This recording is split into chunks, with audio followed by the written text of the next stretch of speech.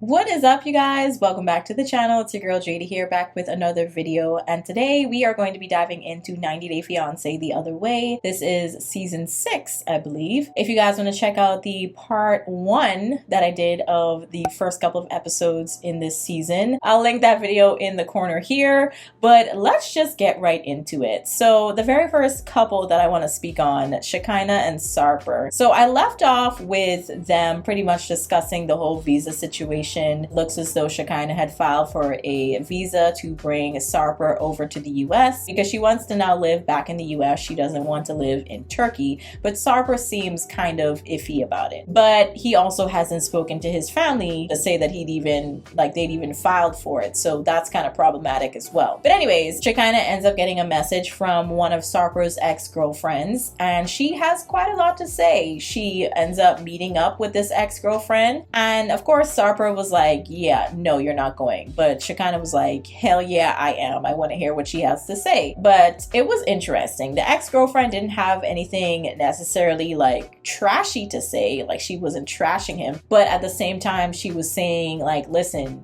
he said the same things to me. He said, I love you. He said all these nice things, but then he just kind of ghosted me. I think that deep down, Shekinah knows that Sarper is like a flight at risk and that he could be doing some things behind her back, but anything is really possible when it comes to their relationship. So I would not be surprised if he really is out here, you know, cheating on Shekinah behind her back, all that stuff. But regardless, she goes back to Sarper. She tells him, you know, what this ex had said about him. And obviously he's not happy about it, but regardless, she's like, you know, I'm still gonna stay with you, but you know, it does make me question things. We move on to them having dinner with Sarper's sister, I think. And I guess they went to some type of belly dancing place, maybe like a dinner and a show situation. The dancer came over to kind of dance in Sarper's face. It kind of didn't really matter that Shekinah was sitting there. It's like, I don't really know if you're the girlfriend or not. I don't really care. I'm going to do what I want to do. You know what I mean? I'm going to get these tips, honey. It did kind of look like a gentleman's club, if I'm going to be honest. But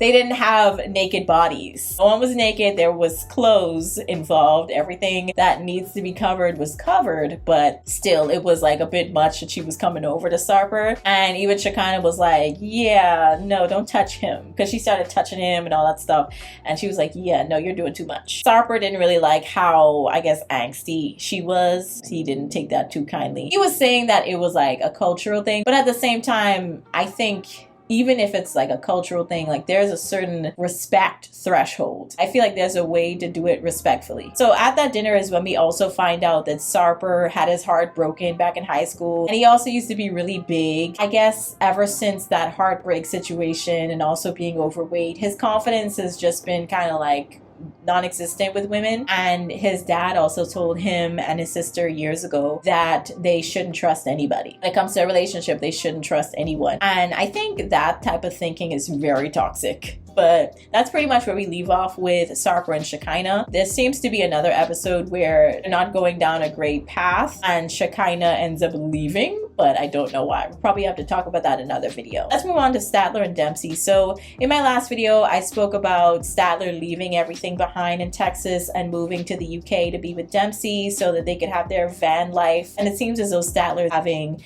a kind of panic attack about everything. And she is very much so anxious about how everything is going to go down with her and Dempsey in this van, possibly for the rest of their life. She is definitely questioning if Dempsey is just using her to have van life. So now that Statler has landed over in the UK, Dempsey comes to meet up with her. Statler gives Dempsey the most lackluster, hi, hello, how are you type of situation, as if they haven't seen each other, you know, for like months on end. And it's just like, okay, very interesting attitude. There was a lot of tude. Dempsey was definitely hoping for a better greeting, and she didn't get it, and I could understand how that would make me feel as well. But at the same time, I do get that Statler was on a plane for several hours, but I think that she could have given a little bit more enthusiasm. But right after they leave the airport, they get the van. Everything looks nice. Statler seems to be impressed, but it kind of doesn't last too long because now they're trying to figure out how to get the heating on, and there's a situation with that, and I just don't know how this is gonna work out. It's looking a little rocky, okay? Now Josh and Lily. So Josh has officially moved to China, and they're trying to also work out everything with their traditional Chinese wedding that they're gonna have over there. And I find it interesting that Lily kind of knew what it was with regards to him not being able to work in China, but at the same time she is still kind of coming after him about money and how much money she has to spend and all this stuff. And it's just kind of like, I mean, you were welcome to come over to America.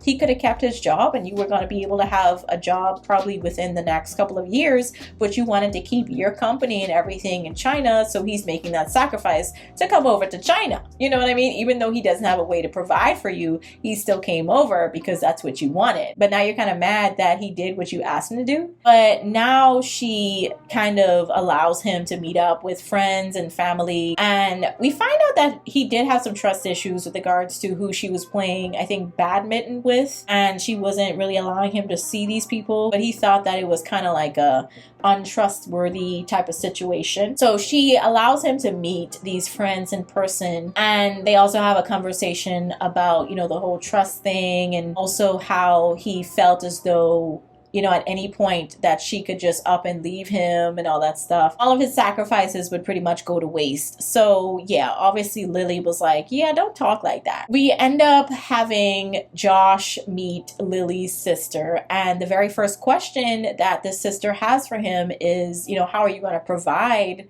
for my sister? Like, she's just going to be financially supporting you and herself. Like, how is that going to work? He flat out says, before I came here, like, she knew that I wasn't going to be able to work. I can't work because China has this law where even if you're married to a Chinese citizen, you can't work for like a number of years. It's just kind of like, okay, what do I do? Twiddle my thumbs? But at the same time, he does tell her, I still want to be useful. I'm still going to clean. I'm going to cook. I can do all these things in the house that usually a woman would probably do, traditionally speaking. But it's like, I mean, what else can he do? He can't legally work. That's kind of where we leave off with those two. Now, next we have Corona and Inky. So Corona goes over to Iceland, and it doesn't seem as though she has the warmest greeting. I don't know what's going on with these greetings this season, but they're not the warmest. They're not the nicest. It's just very like, hi, hello. You know, we haven't seen each other in half a year, but it's okay.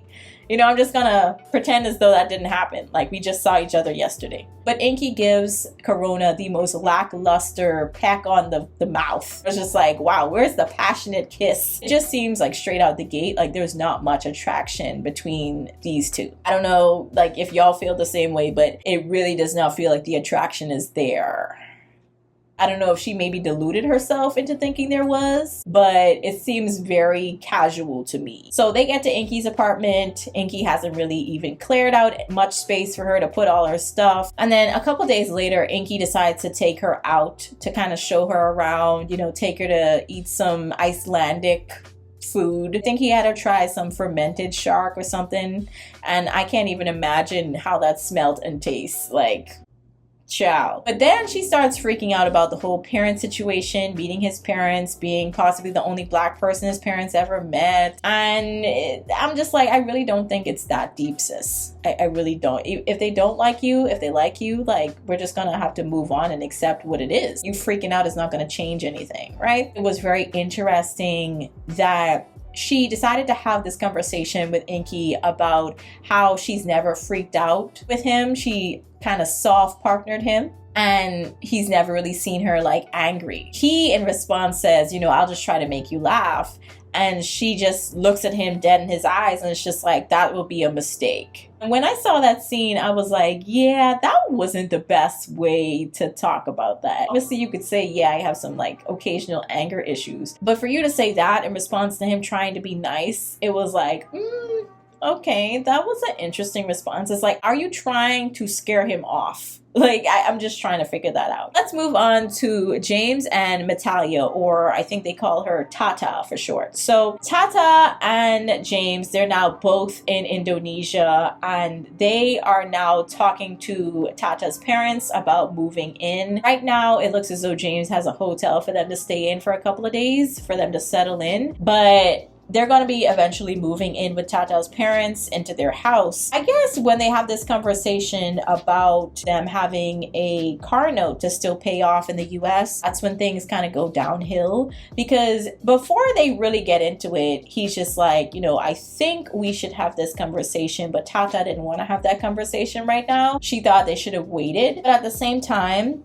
he did ask beforehand, like, do you think we should have that conversation now? That's all he said. Do you think we should have that conversation? And that's when Tata started talking about the whole car note and all that. And then she also was trying to translate for James, for her parents to understand what James was saying to them about their situation. James, after he noticed that Tata was just allowing him to talk, he was like, you know, you should also come into the conversation, tell your parents what we're doing. Like, it should come from you. I guess she took it as though he was trying to pressure her into having this conversation. But in the beginning, he literally said, like, do you think we should have this talk right now? I think we should, but, you know, it's up to you. For Tata to have that type of blow up, like, she started crying and getting emotional, and you could see that James was really confused by everything because she started kissing her mom's feet. Apparently that's a tradition in Thailand. You have to kiss your mom's feet to get forgiveness. James is super confused because he doesn't understand a lick of their language. So it was like, what is happening right now? He obviously could tell that Tata was having some emotional reaction